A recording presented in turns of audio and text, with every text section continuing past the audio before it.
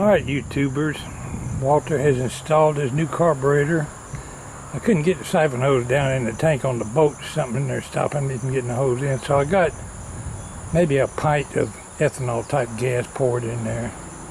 We're going to try to start it, and if it don't start, I'm not going to be a happy camper.